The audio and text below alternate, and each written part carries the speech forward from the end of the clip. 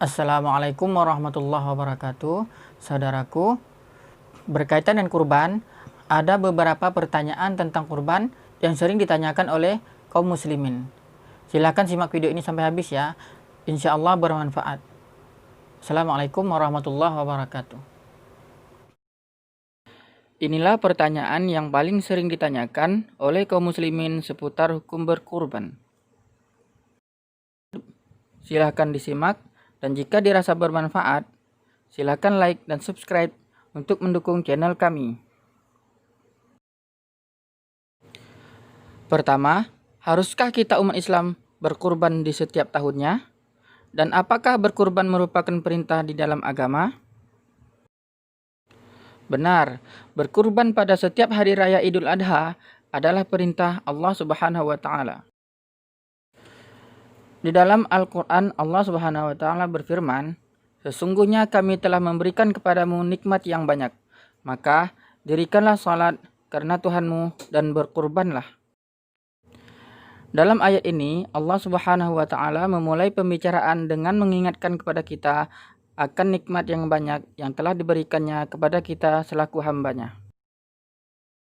Setelah itu, Allah memerintahkan kepada kita agar mendirikan salat karenanya dan memerintahkan kita menyembelih kurban.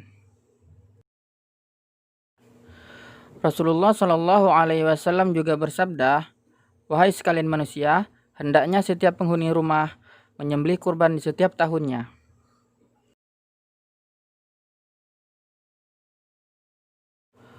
Allah Subhanahu wa Ta'ala juga berfirman, "Dan bagi tiap-tiap umat telah kami syariatkan penyembelihan kurban supaya mereka menyebut nama Allah terhadap binatang ternak yang telah direzekikan Allah kepada mereka."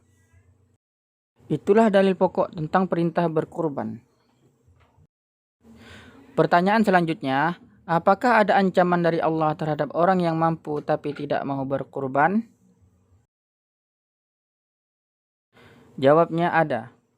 Bersumber dari Abu Hurairah radhiyallahu an, sesungguhnya Rasulullah Shallallahu Alaihi Wasallam bersabda, "Barang siapa yang memiliki kemampuan untuk berkurban tetapi tidak berkurban, maka janganlah dia mendekati tempat sholat kami." Artinya, orang yang mampu berkurban tetapi tidak mau melaksanakannya adalah manusia yang buruk dan berarti dia berkhianat terhadap titipan Allah kepadanya serta mengambil hak orang miskin. Begitu buruknya orang tersebut sehingga Rasulullah Shallallahu Alaihi Wasallam melarangnya berkumpul bersama kaum muslimin di tempat sholat. Pertanyaan berikutnya, bolehkah berkurban seperti ini? Tahun ini atas nama saya, tahun berikutnya atas nama istri saya, tahun depan atas nama anak saya, tahun berikutnya atas orang tua saya, dan seterusnya. Bolehkah demikian? Rasulullah Shallallahu Alaihi Wasallam bersabda, "Wahai sekalian manusia, hendaknya setiap penghuni rumah menyembelih kurban pada setiap tahunnya." Di dalam hadis sudah cukup jelas bahwa perintah berkurban itu 1 ekor kambing untuk 1 keluarga, bukan 1 orang. Perintah berkurban adalah setiap tahun bagi yang mampu, bukan sekali untuk seumur hidup. Dan kurban berbeda dengan akikah. Perintahnya sekali dalam seumur hidup. Simak kutipan video berikut ini. Saya pernah mendengar, bukan malah sering mendengar soal kurban dihitungkan beroran. Jadi keluarga suami istri sama 5 anak berarti jumlah 7. Wajib sapi.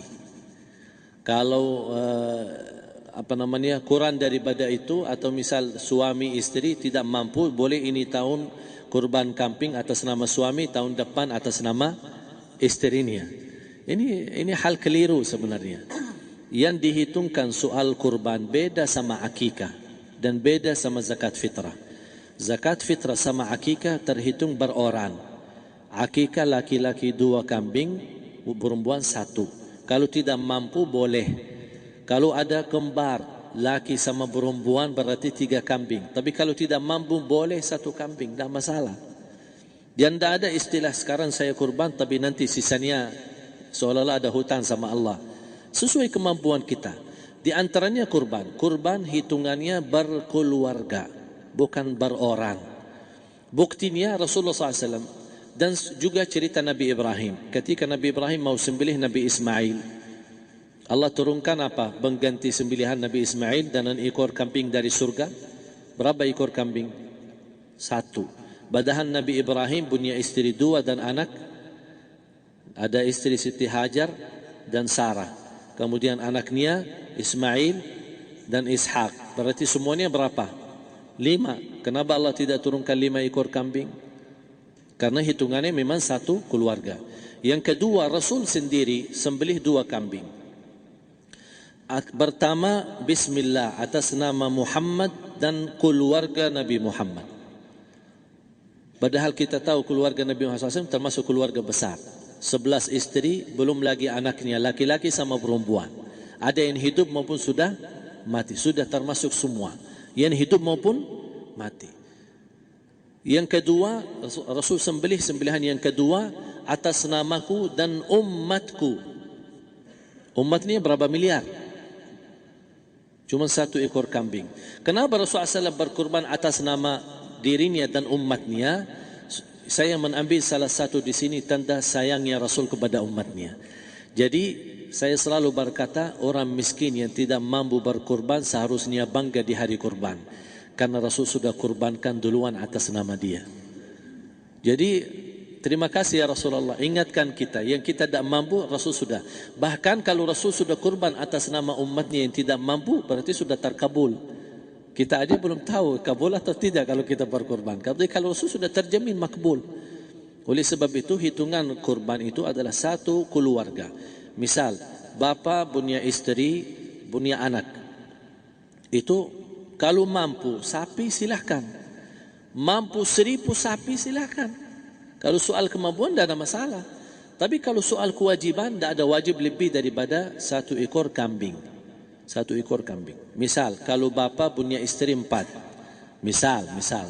Cuman ini misal. Ya. Istrinya 4. Setiap istri anaknya 10. Berarti jumlah berapa? Anak 40. Istri 4, berarti 44, sama bapa 45. Wajib 1 ekor kambing saja. Cukup untuk semua ini. Tapi kalau soal mampu, ya silahkan. Mau 1000 kambing boleh, mau 1000 sapi boleh. Tidak ada yang melarang kalau soal kemampuan. Dan kalau kita mau sembelih, Bismillah atas namaku dan keluarga. Tidak perlu bawa data-data nama keluarga. Jadi disebutkan tukang sembelihnya ada capek menunggu sambil sebutkan nama-nama. Tak perlu. Udah Bismillah atas namaku dan keluarga. Kiranya itu saja ya saudaraku. Semoga video ini bermanfaat untuk kita semua. Amin ya rabbal alamin. Assalamualaikum warahmatullahi wabarakatuh.